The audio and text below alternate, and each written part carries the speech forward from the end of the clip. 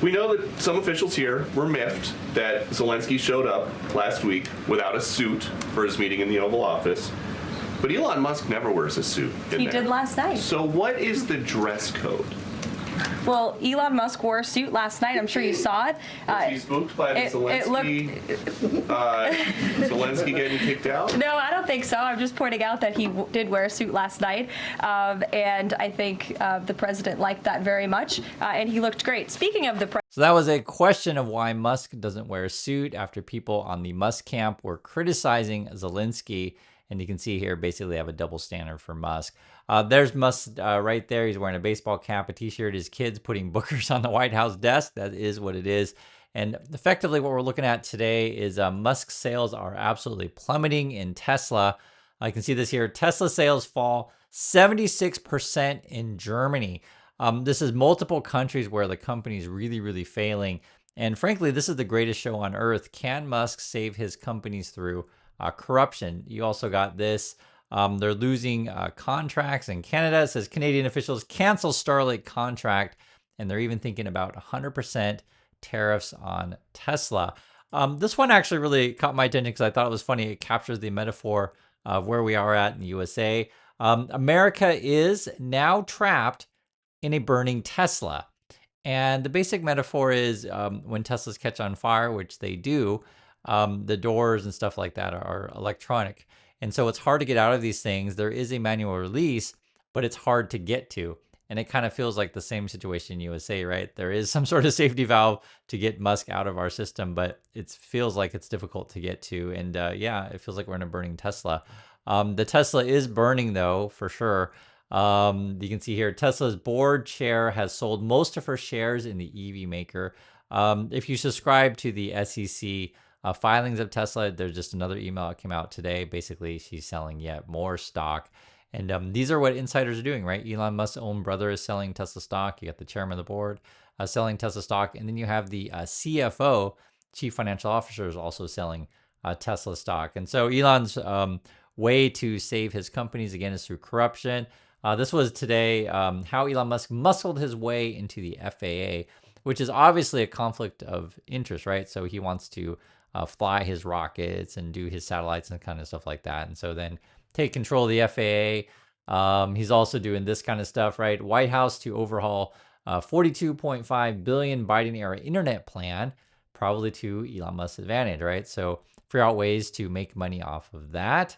And then you also have this. This was today at a Morgan Stanley thing. It says here, Elon Musk says post office, Amtrak should be privatized. And I've been telling you guys about this a long time. They want to privatize and profit as much as they can from your tax dollars.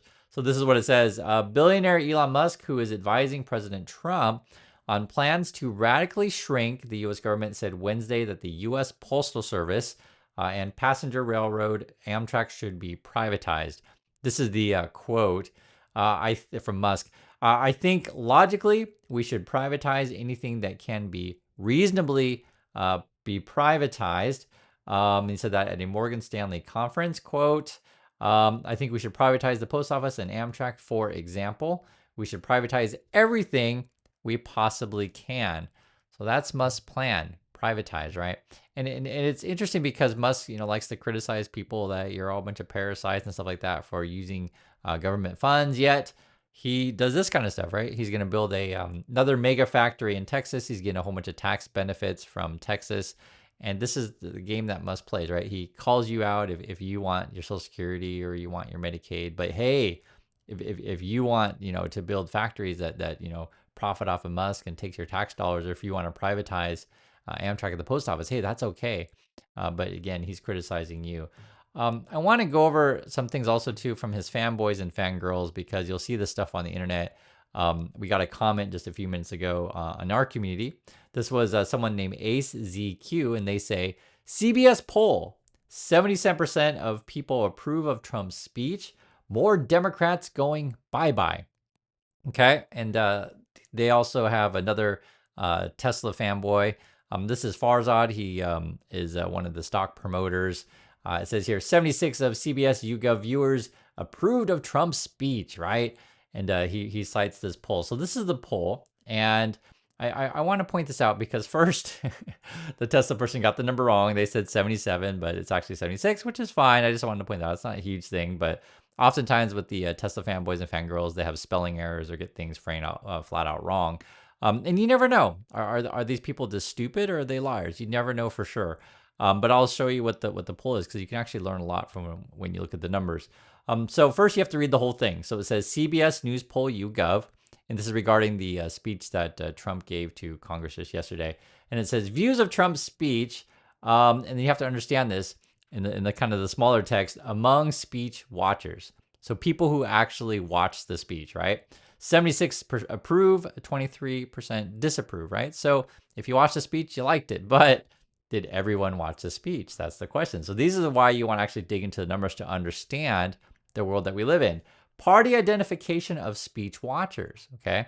51% Republicans watched Trump, only 20% Democrats watched Trump, and then this was 27% independents watched Trump. And that was among people who watched the speech. So it wasn't 51% of all Republicans watch it, just people who watch the speech, that's who they identified with. And I would make the case that the independents, maybe they're more right-leaning, right? They call themselves independents, but they're, you know what, they wanted to watch the speech. Because frankly, guys, I heard the speech was like 90 minutes. I saw a few highlights. I read a bit about it, and I told you guys my thoughts on it. But I'm not going to watch 90 minutes of Trump just saying a bunch of nonsense. And it depends, right? If you're into that, then you're going to like it, right? It's kind of like this. If you ask, hey, people who went to a Taylor Swift concert, do you think Taylor Swift is awesome?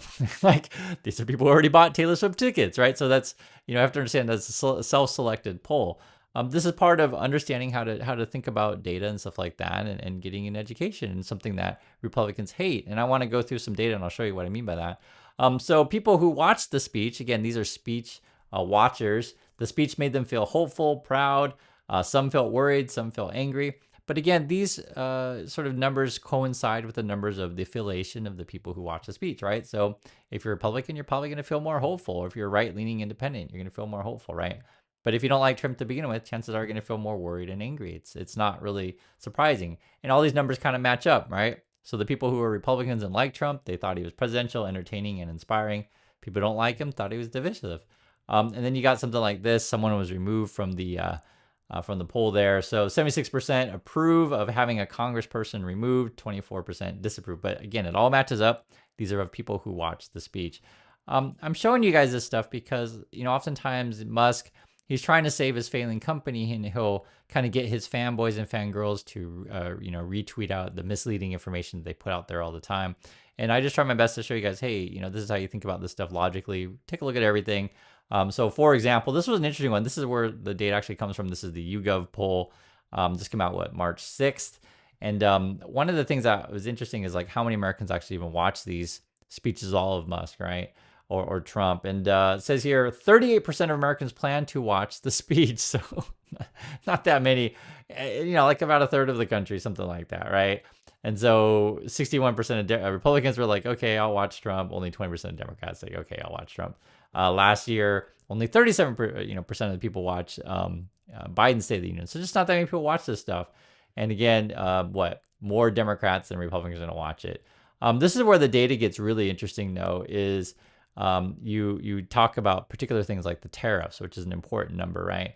And the question is, who do you think ultimately bears the cost of tariffs on foreign products imported into the USA? Now, if you ask Americans as a whole, U.S. adults, they say here 54% say mostly companies and people in the USA are going to pay the tariffs, which would be the correct answer.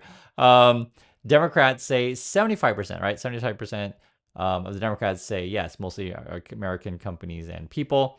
Independents, 49 say that, the correct answer. And then Republicans, only 39% got the correct answer. Republicans in this question, again, who pays the tariffs, tend to get the answer wrong. 40% of Republicans think that it's mostly companies and people in countries exporting the products. So basically, this is a result of Musk and Trump giving you misleading information. And I think this is one of the most key polls to look at over everything.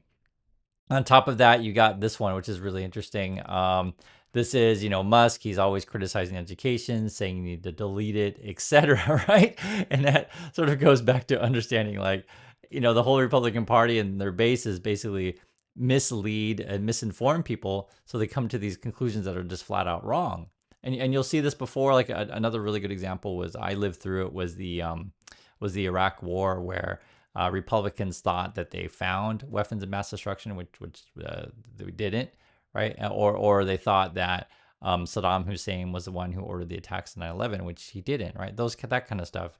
It's the same misleading stuff that you'll see. And I've seen this for several years with the Republicans. They're against education, and their voters often get facts wrong. You'll have this kind of stuff as well, which is pretty interesting. Far more Americans think Trump's cuts have gone too far or not far enough, right? So Musk and Trump want to cut everything. And how do people feel about that? So Democrats say cuts have gone too far. Independents, that's at 78. Independents, 39, say cuts have gone too far. And Republicans, only 9% have said cuts have gone too far. So Republicans are saying they want more cuts. But dig into the numbers a little bit more, and you'll see some interesting things here. So, for example, look at this, another one. Think about the following U.S. program. Do you believe it should be giving more or less funding? Okay. Social Security, 60% of Americans say give it more funding. Medicare, 57% of Americans say give it more funding. Medicaid, 48% of Americans say give it more funding. So when you put these two things together, which is really interesting, you can clearly see how, like, the Republicans, right? So the Musk and Trump, they convince you that, oh yeah, we got to keep cutting, guys. But then when you ask them details, well, what about, cutting Medicaid or Social Security or Medicare, right? Then they start to, like, question these things. So that's really the fascinating thing about, Musk and Trump crowd, is how do you convince these people to vote against their best interest, right? And, essentially what they do, they send out someone like a Musk to, again, attack education nonstop. Oh yeah, I hate education. It's so terrible, right? And spread you, misinformation, like, say, that poll on the, oh, everyone loves Trump's speech, right? But you have to understand that was only people who watched it. And again, it's the same thing as a Taylor Swift concert. If you buy Taylor Swift tickets, chances are you're going to like Taylor Swift. If you spent 90 minutes watching the Trump speech, tend to be, you probably like Trump. That's why you would watch that thing. And this is the most interesting poll that came out recently, was how views of Elon Musk's influence have changed. Now, the purple one, right? That's the box on the left that basically says, does Musk have a lot of influence? And people are starting to see it, right? More and more. So across the board, be it all U.S. adults, be it Democrats or Republicans, we feel like Musk influence is increasing, right? So you can actually see that there. And then the one on the, and you could argue whether or not that's good or bad. But then the one on the right, which is the teal box, which is kind of an interesting one, should have a lot of influence. Should Elon Musk have a lot of influence? So if you ask a U.S. adults, as of now, only 17% say he should have a lot of influence. Democrats, it's like 4% say he should have a lot of influence. That's Elon Musk. And Republicans are at 32. So meaning that only a third of Republicans think that Musk could have a lot of influence. So that's where we are, guys. And essentially what we do every day, we look at what's Musk up to, what's his company's doing, because essentially, again, he's got this Tesla that's really, really struggling. He's pissing off a lot of people all around the world, and he's looking for ways to basically make money off of your tax dollars, right? Be it Amtrak, be it privatize the post office, this kind of stuff, or figure out ways to take control of the FAA, all of these things. And I'm just showing you guys, like, how long can this stuff go on if he's deeply unpopular and people don't want him to have influence? I don't know. That's why we're watching it. And effectively right now, they're losing in the courts because they're trying to do things that are illegal and unconstitutional. And we're going to keep track of this stuff, and I want to keep you informed. So be careful of the stuff that you read on the internet. Always, think about, okay, is someone giving me the full numbers or not? And that's why I do the best that I can to do that, so that you are informed. So do appreciate your time, and I'll catch you on the next video.